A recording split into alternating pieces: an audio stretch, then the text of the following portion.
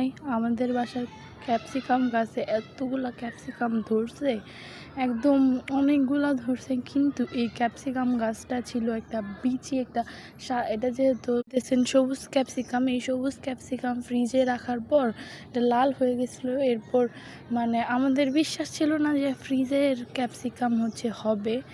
তো আমরা বিচি ফালাইছি, পরে হয়ে গেছে। আর এত সুন্দর ফলন দিতে। বাজারে অনেক গাছ পাওয়া যায় যে 50 টাকা 60 টাকা করে অনেকগুলা, কিন্তু বাসার গাছ মানে বাসার একটা বিচি থেকে গাছ হয়, এটা তো অনেক আনন্দের বিষয়।